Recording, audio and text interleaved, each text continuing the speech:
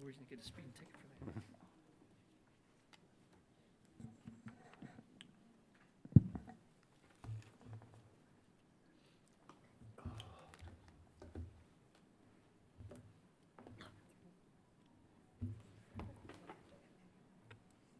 Well, it's 3 o'clock, time for the June 25th, 2026 meeting of the Library Board of Trustees. Mr. Secretary, will you call the roll? Mr. Eisbart, Present. Mr. Seifert, Present. Mr. Freistraffer, Present. Mr. Moss, Mr. Goodman, Present. and Mr. Williams. Thank you. So we have a quorum. Indeed, we do. May I have a motion then we adopt the agenda as distributed? So moved. Thank you, Marty. and Second. Thanks, Tom. Any discussion? All those in favor signify by aye. Aye. Opposed by nay. It passes. And if there's no objection, I'd like to group the minutes of the regular session, May 28th, 2026, the minutes of the executive sessions, May 28th, 2026, and the minutes of the approval of claims, June 10, 2026. May I have a motion to that effect? So moved. Thank you, and a second. Second. Thank you. Any discussion? All those in favor signify by aye. Aye. Opposed by nay. No abstentions. Time for the financial report. All right, thank you, Ben. I don't have a whole lot this month, but for the spending, there are just a few lines that are spending ahead of their budget. First one is computer equipment. That is due to a variety of hardware and software maintenance renewals that have occurred this month. So if we need to, we'll do at the end of the year, we'll move some funds around for the transfers at the end of the year for that. The other one is also related to computer services. Increased costs due to cataloging services have driven that up above the benchmark as well. So again, if we need to, we'll move additional funds with that as well. The other ones are the same from March report, or landscaping, snow removal, and February is the training line as well. But other than that, the other lines are all spending as where they need to be. We did have our exit conference yesterday. Susan and I and Robbie were on that with our auditors. Very happy to report no findings were found. Yet again, Finance Department, very happy with all their hard work again this year with getting everything to auditors. It's very different as what, I should say it's very different from what we've had in past. We've been with the Crow auditors since 2020 now, I guess it is. So when I say in the past, I mean past. But everything is, have to scan and send to them, not in person anymore. So we're used to it now, but it is different when they're on site. It's a lot more work on the staff to get them all their requested documents and stuff. So kudos to the Finance Department and anybody else, HR, they have to help out on getting requested documents. So thanks to everybody for all your hard work in doing that. But they were very pleased with how everything turned out. There were no findings with anything. And we're right now getting the last of everything finished up for the annual comprehensive financial report. I sent them the last draft. We're just waiting on the opinion letter to come in for that. And then I will submit that to DLGF for the hopefully certificate for achievement excellent in financial reporting for, I guess we'll be at year 34, hopefully, I guess. We were just finished year 33. So, but that takes months and months and months to be completed. So, but happy that we're nearing the end of the audit with that. Also, I put in your packet the calendar for moving on to budget. We are still anticipating holding the public hearing in September, as we've done before, and the approval of the budget in October. We'll probably try doing a Finance and Personnel Committee meeting sometime in August, and then again, if we need to, in September. But we can work those times out. We will hopefully be starting to get some preliminary budget reports in 1st of July, some figures rolling in. I don't have any information on the maximum levy growth quotient yet, or any figures from the state at all. So those will start coming in July, August timeframe. I do actually have we actually attended a workshop with them that was held here. About 70-some people were here on last Friday, June 19th, with their DLGF rep. And then I'm actually having a conference with them tomorrow just for a preliminary budget hearing. And then we'll have more budget hearings with them July, I believe it is. But everything's moving along with that. And, oh, one final note, because I will not be here in the July meeting. I would like to thank Jean, Susan.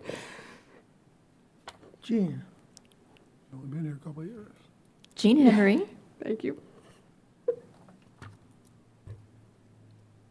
Jean Henry will be retiring after, Yeah. help me on this, I'm not sure how many years, Almost- 30 years? Yeah, almost 30 years 30 years. in our finance department.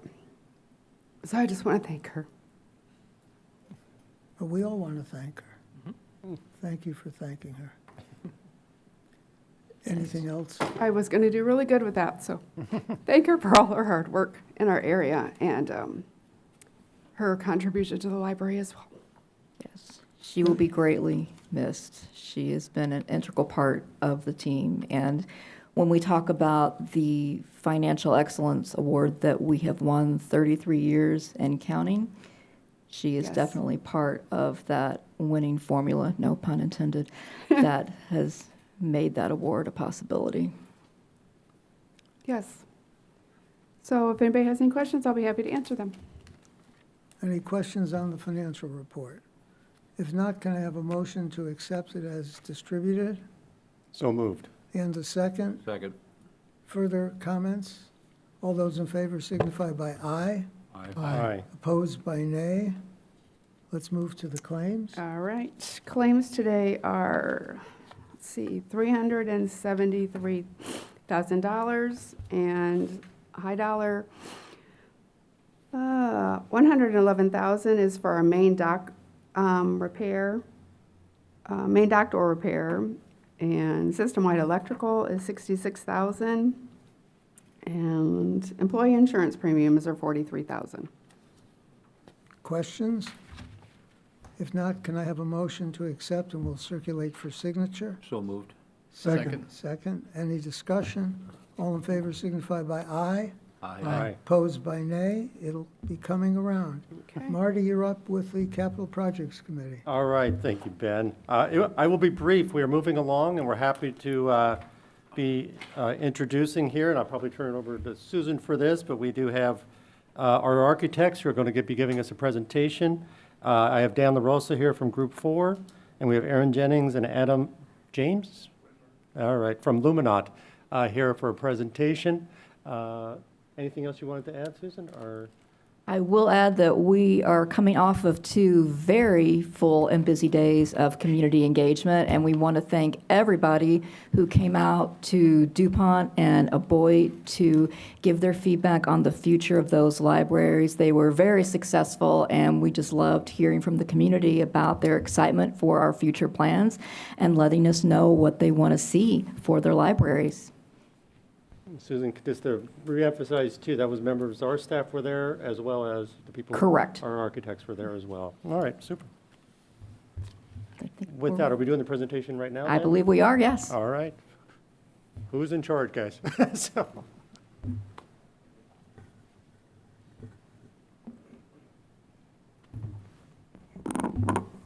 Hi, everyone. Good afternoon. All right, we're ready to go. Thanks, Marty, and thank you, Susan. My name is Erin Jennings. I'm Principal Architect at Luminat, and we have, Hey everyone, Dan LaRosa, Group 4, Associate Principal, Library Designer in the project. And then also we have representatives from the design team that are here as well. So Adam Whitmer is leading pre-construction services with Hagerman Construction, and Matt Mason is obviously ACPL's owner's rep. So this has been a full team effort since we have been started. For those of you that don't know us, we are nearing the end and have recently really completed the schematic design phase portion of the projects. So what we thought we would do today is just talk a little bit about where we are in the process from a high level and how we have been advancing the progress on all of the branch projects. So from a scheduling standpoint, we really, at the beginning of the process, we had communicated that we were concurrently running the design processes for all 6 library projects. Currently, we're technically in that design development phase that you can see that dashed line there. I think that, oh, there we go. You can see the dashed line there where it's capturing our pause in today's moment in time. But it was really intentional that we were running those early design phases concurrently to ensure that we were maximizing not only design efficiency on the design and engineering side, but also with the library leadership team as we were moving through our project management team meetings. You'll see a little bit of a stair step that's happening here, and this is really intentional from the standpoint that as soon as Hagerman was brought on board as our construction manager, we're really trying to align the design sequencing and construction documents with the appropriate bidding timeline for the projects to maximize the competitive nature for pricing and labor availability. So that's really fundamentally what's driving the overall timeline and schedule, and then we'll talk specifically about updates around and Castle here in a moment. So for high-level budget overview, if you recall from the September 3rd, 2025 conceptual budget estimate that was completed as a full team but was issued by Veritas as the owner's rep, we were really hovering around that $33.5 million total hard construction cost budget. And today, after we have completed the 100% schematic design process for each of the branch projects, you can see that the hard construction cost provided by Hagerman is at $34,539,202. So what this informs us is that we're trending a little bit higher than what we initially anticipated, but there are some things that were uncovered in schematic design that the design team is evaluating, and those types of things are tied to the mechanical systems, some of the materials and the materiality from an interior finishes standpoint and from an architectural standpoint, and then obviously working through those design decisions. Is there anything else you wanted to add on that? Okay. I'll let you do that one. Great. Can everyone hear me okay? Excellent. So Aaron and I are going to ping pong the individual projects. Just talking first about New Haven. Here we're looking at a strategic refresh of the interior of the building. We are really excited that within budget, you can see the floor plan on the bottom of the screen. We are going to be able to add 2 group study spaces. Right now we have just the 1 meeting room and group study. We know they fill up all the time. You can see right by the front door, we'll have 2 new group study spaces. And then you can also see in dark blue, we'll be adding a storyscape space as well. So an enclosed space that helps to subdivide acoustically the adult area from the children's area, which becomes that destination at the back of the library as you come in. We're also still going to be continuing to investigate the potential for outdoor gathering spaces, looking at things like the holds lockers we have at DuPont, being able to actually put those right at the entry here in New Haven under that covered entry space so that we're able to provide that same expanded amenity that we know has been so successful where it's been piloted already. Moving on to Georgetown. So realizing that Georgetown is still remaining a heavy renovation, approximately 19,500 square feet. The focus here was to really do an intentional reorganization of the interior space in the best interest of how we're evolving the programs moving forward. There has been a critical emphasis really on the dedicated teen space, but also additionally on adding additional meeting space, a variety of meeting space in terms of where the meeting space is laid out in the building, also a variety of different sizes for appropriate functions. So with small group meeting rooms, the larger meeting room space, and the expansion of the studio and storyscape space. Additionally, this allows us to consider improved visibility and flow throughout the entire library space. So there have been many design concepts and iterations to really open up and expand what is the existing rotunda into what will be a new marketplace, creating intentional adjacencies to all of the collections and the variety of program offerings around the branch. One other item on Georgetown, when we started the project a little over a year ago, I know, Ben, you said you need to go see it after school. We went, we saw that teen rush, and so you can see that's actually influencing the design. The teen space in light green there is actually directly adjacent to an expanded meeting room, so that when we have, again, that 80, 90 students after school, that they actually have a really expanded space that they can be in, and we know that that way we're going to allow parents with little kids or adults who are there to study to have their own distinct spaces within the library as well. Shawnee, okay, I feel really privileged that we get to present a first pass at Shawnee here to you all today. Really kudos to Susan and the board as well. This is the building that, where we were on a pretty tight site previously. We're staying right where we are. We heard from the community how important that is, and the expansion by adding a bit of land to the south is allowing us to grow this library to 17,000 square feet and also increase the amount of parking spaces we're able to provide. What you're seeing here, again, is still in progress, but we're going to have a very generous, welcoming space that you come into a marketplace, and then we'll have very clearly the adult area on one side, children's on the other, opening out into that forested, the woods to the south of the library, and then you can see dedicated storyscape, teen, and studio spaces really lining the west side of the building. Again, there's just ample opportunities for outdoor space on the site now with that expanded parcel, and we're going to do our best. We'll start to continue to lay out here the interiors of the space that we carry forward the characteristics of the historic Shawnee that we know is so beloved into this building through both the volumes and the spaces, but also the materials that we use. So again, we're really excited. The fact that we have, again, just a little bit more breathing room on the site is going to allow ample opportunity to implement the strategic plan. Hessen Castle. So as we move into what we're categorizing as Phase 1B, this is really just that expanded stair-step approach from a bid package standpoint and how we will be executing construction on these projects.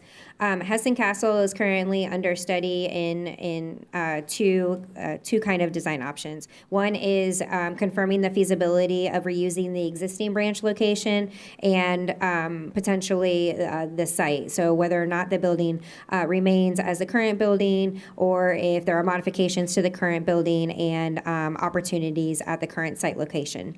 Additionally, there are studies ongoing to potentially relocate Hessen Castle and look for a new branch location. This is ongoing with efforts that are currently underway with other considerations within the community, but there continues to be a focus on this particular branch location to ensure that the community needs are met and that the collaboration, resources, tools, service offerings for Hessen Castle also remain intact.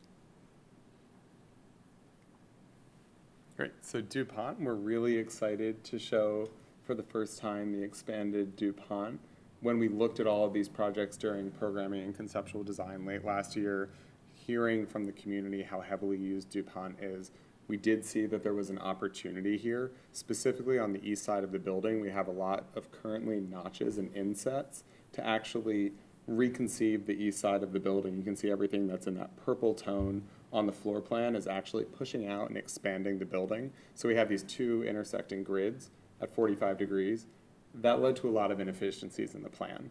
So we've cleaned all of that up, which means that we're gaining not a lot of square footage, but we're actually reorganizing and simplifying the interior of DuPont so that we get more usable space for the community. Collections remains exactly as it is today, but we're able to grow from just a couple of group study rooms to 5 group study rooms. We're adding a multi-purpose room right at the front of the building and then a larger divisible meeting room space that straddles both the marketplace and the children's for when you have a really large story time. What you can see on the top image is a rendering of what that new entry expression is starting to develop into. So bold, dynamic, reaching out and really catching passerby who are on the street driving by the building, lifting up and then having positive outdoor space as well for the, again, those 24/7 hold lockers. That's something we heard a lot in the fall during community engagement, and we're trying our best to implement within the design strategies for the building. No, that's great. Additionally, exciting progress for Aboit specifically. So we are continuing to study the new branch location that is hovering between that 18,000 to 20,000 square feet in size. This design progress through schematic design has really been about how do we maximize the site, how do we ensure that the vehicular and pedestrian safety is taken into consideration with the connections to the school and to the YMCA, and then also the orientation and planning of the branch building around the historic schoolhouse. There have been a lot of considerations in conversation on the programmatic evolution of Aboit. And so you can see here in the plan iteration that you have on the bottom right, this idea of capturing a larger assembly meeting room space that is to that kind of building west in plan there in the pink over here. Directly adjacent to the teen space. So again, having the opportunity for the expansive square footage and programming function from the teen space directly adjacent to the meeting room area. Ideally, there was a lot of conversation and intention on having that adjacency to the studio space for that cross-functional opportunity there. That allowed us to really orient and plan the collections on kind of that plan north facing side of the building between the adult and children's area that's really married with the marketplace and that interconnectivity of the entry. Also, just to note quickly on Aboit, we did the second round of community engagement this morning, both in the library and then at the YMCA. Lots of questions and excitement about the site, questions specifically about how the library will relate to the schoolhouse. We are being very, very careful to make sure that we are respecting that schoolhouse as a gem of a piece of architecture, and we want the library to be not just complementary, but really provide positive outdoor spaces around it. And so you can see that entry from the middle school directly for the teens, safe passage, and then additionally, we also know that the current Aboit Library, one of our main challenges is parking. The parking lot was full at 9:55 this morning before we even opened the doors. So what we're looking at here is actually providing 70 spaces, which is nearly double what we have now, because we want to make sure people are able to get to and use all of these expanded amenities. And again, there's also additional space to expand both the library and the parking if in the future that need was there. So. And then there's Maine, and you may have realized or noticed on the overall schedule that Maine was not included on the overall schedule, and that wasn't for any other reason other than there was recognition that Maine had undergone phase 1 improvements, including a new roof, chillers, and the solar panels. And so recognizing that those improvements had already been made, Maine is still targeted for potentially including select renovation work, but this is something that is a lower priority currently with all of the other branch improvements. So realizing that Maine is still very much a part of the phase 1 implementation with the improvements that have already been conducted, but with the ongoing efforts with the other branches at this time, that's where we are with Maine. So in terms of next steps, you can see here, as we highlighted previously, we have shifted into design development specifically on Georgetown, New Haven, and Shawnee. We are stair-stepping the design development for the remaining projects for Aboit and for DuPont, and then we will pick up schematic design with Hessen Castle once the feasibilities are completed, and then that will allow us to create that stair-step with our construction documents, with our construction manager and the Hagerman team, and ensuring that we have the appropriate stacked bid packages for the trades as we move it into construction. So with that, we're happy to answer any questions that anyone may have. I'll start with a couple guys. As part of the process, several years long process here, The Boyd and Shawnee are the easy ones in a sense. We're hoping to keep them open as long as we can. Boyd, obviously, hopefully we can. But a couple of these, while we're doing the work, they will have to be, I'm not going to say closed, a temporary cessation of activity. How's that sound? How long will those likely be under the chart? And so I think we need to let the community know that when we know it. I know that's kind of unknown right now, but when will you think we will know and be able to tell communities when this is probably going to happen? So when we decided to keep Shawnee at its current location, there was a lot of discussion around the sequencing of the closing and the reopening of the branches, and that's part of the reason why you see the offset between Shawnee and Aboit specifically. So the intention is that Aboit in its current configuration will obviously remain open for as long as we are able to keep it open before Aboit moves to the new location. Realizing that Shawnee is going to be demolished in its current location and rebuilt, we want to make sure that we're keeping Aboit and Hessen Castle really open at the same time to offset Shawnee being closed. So those timelines were an influence in how we stage and sequence construction. We're still very much vetting through the construction timeline overall, but we anticipate that you can kind of see here the Q2 2027 Shawnee construction start to roughly about 12 months, the Q2 2028 timeframe. And then when Shawnee is wrapping up, that's when we anticipate starting the construction for Aboit. And I would say too, that's a larger conversation as well with library leadership, as in addition, Hagerman, making sure that all of that is sequenced appropriately so that we're getting competitive bids and keeping as many libraries online at a time as possible. Right. And And part it's of a my similar thought thinking story with was Georgetown. Georgetown and DuPont obviously are Exactly. heavy renovation. We can't keep them open while you're doing that. Correct. So, And but that's part of why, just for that first grouping as well, you can see that Georgetown and DuPont offset as well. okay. All right. I just had a practical question. The schematics, in the middle, you're always saying marketplace. What do you guys mean by marketplace for in there? Yeah, absolutely. So a marketplace is really where you have things like new collections, board games, high circ materials.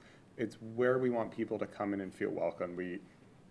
The past 2 days of engagement, the exercise that we've been doing, we're getting cozy and comfortable, is coming to the fore. And it's really a place where you want to come in and feel like you're being greeted. You've got a place that you can find something new, and then also just kind of be in the building before you've gone all the way, deep into the collections or to your destination if you're there for a meeting or something else. So.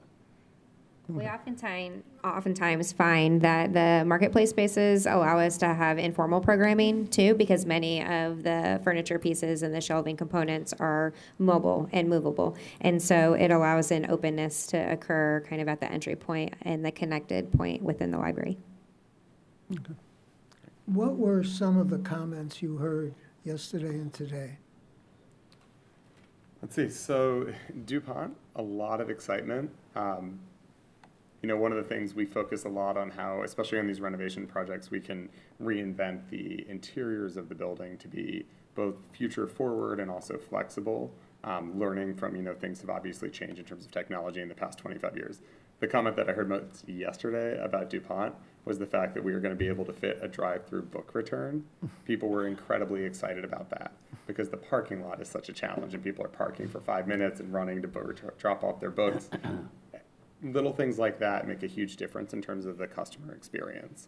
So that was a lot of what we heard on DuPont. Aboit, people are really excited about the potential new site location.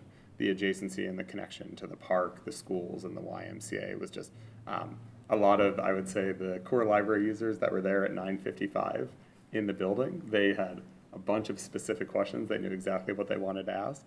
At the YMCA, a half hour after we finished at the library, there were people that hadn't heard about the project and were just excited that it was coming to that part of the neighborhood. And so, so much of the time we're focusing on every last, bookshelf or chair, and then it's these big picture visions that I think really get people excited for the future.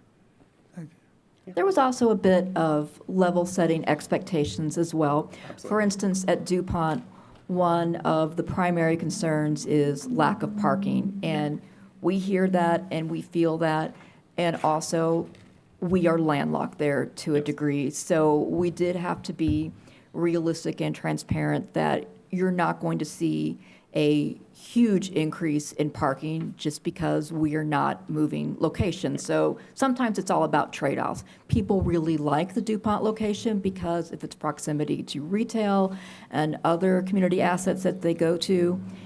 And also, because we're not moving locations, you're not going to see a dramatic increase in parking in this project. Unlike Aboit, where we are going to be moving locations and you're going to see an increase in parking. So we had those conversations as well. And I think people understand when you explain it.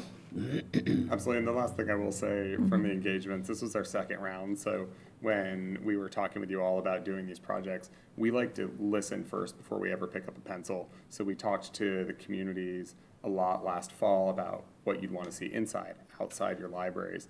Coming back on the engagement 2 months ago and then today for these projects, people were really excited that we weren't just telling them what they were getting, but we were still asking. So in this round, we were asking about interior design preferences, but also really being able to show them, a place like Aboit that wanted to really double down on children's or outdoor library spaces in the fall, that's something that we're starting to really implement, but that we're still listening and we're making it a dialogue with the community as opposed to just a one-way street in terms of communication. So we've really enjoyed, all of your communities have been great. The farmer's market for DuPont yesterday, highly recommend. It was lovely. So great. Any other questions? I ask one more. So you mentioned we're changing for tech and, because there's change in technology. Is there anything, and if so, what is it that we can do now that helps prepare us for everything that's going to happen in the next 25 years we haven't even thought of yet? Is there, what can we do? That's $1 million question. I think, when we talk about this on the design side, it's how do we create design solutions that become flexible and agile, right? And what does that look like? And recognizing that we don't have a crystal ball for what technology is going to look like tomorrow. But if we can develop an infrastructure that can accommodate changing technology, then hopefully we're doing it right and well. And many of the technological advancements that we're seeing are very dependent on electrical infrastructure. And so there's been an acknowledgement and recognition to develop more robust electrical infrastructure to support that. We can get into specific conversations around integration of the virtual world and artificial intelligence and the influence of all of that into the library environment.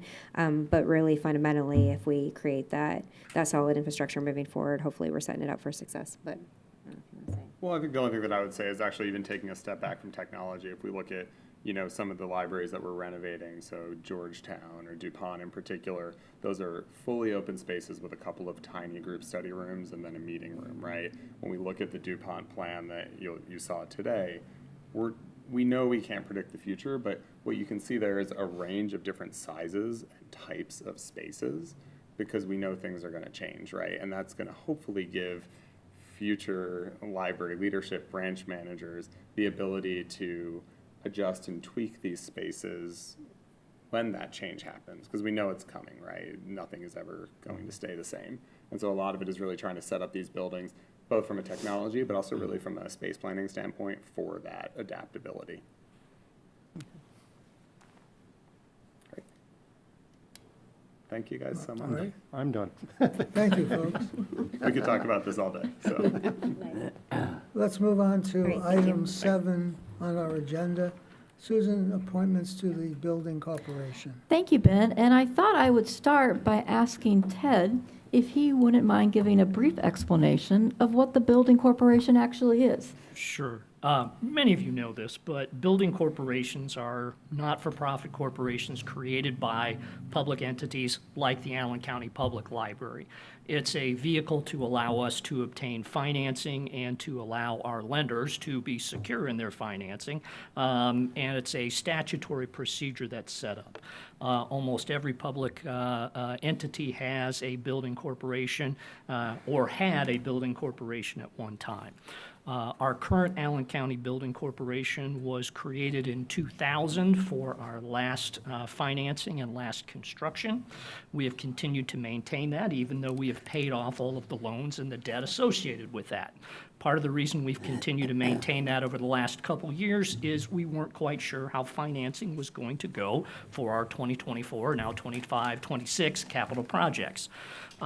We have maintained annual meetings of our directors who have appeared and voted in officers, and it's our recommendation that we continue to maintain a building corporation for the Allen County Public Library in the event we need to use it, maybe not for phase one, but for phase two.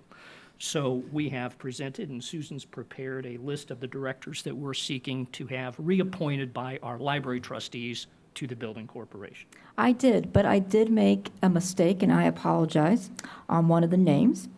So we do have the list of our names for reappointment. They are Alan Grinsfelder, Mike Horton, Kent Castleman. That should be Tim Goshev, not Tom, my apologies, and Rich Beck. All have indicated they are willing to serve another year term of service through the 2027 annual meeting of the building corporation. Can I have a motion to that effect by one of the board members? So moved. Second. Is there any discussion? If not, all in favor, please signify by aye. Aye. Opposed by nay. We now have a continuation of the members of the building corporation. Let's move now to an exciting area, the review of the draft naming opportunities. I hope I can live up to it being exciting. It is new. And when I say that it is new, this is a new policy for your review. Because it is new, I don't think there is any immediacy for you to approve it this afternoon. If you would like to sit on it for a month or two, I am perfectly comfortable with that, if that is your wish. But I would like to introduce it for you to take a look at. So this is something that Kim Boland began working on when she was with us.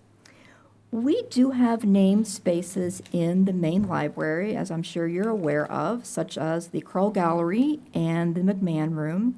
However, we do not have a board-approved policy of what the process is to name spaces in any of our buildings. This is something that Kim began working on and I took over, and has been reviewed by our attorneys, by the ACPL Foundation, and by the Capital Projects Committee. And this policy does give an overview of what naming opportunities would look like here. Naming opportunities would be available through a donation or as recognition of acts of service to the library. And there are a few passages that I wanted to point out to you. The Capital Projects Committee has reviewed this, and if there's anything you'd like to add to discussion, I welcome you to add that, and I'm happy to answer any questions. But a few things that I did want to point out. Naming proposals formally must be approved by the ACPL board prior to making commitments to prospective donors. The ACPL Foundation, through its directors, officers, or appointees, and the ACPL senior management team, may support the executive director and the ACPL board in their efforts to solicit donors, obtain appropriate approvals, develop formal naming rights, and develop and enter into name recognition agreements with potential donors. I wanted to bring that to your attention because in this policy, the ACPL Foundation is a partner, but decision-making solely rests with the ACPL board, and I think that's an important distinction to bring up.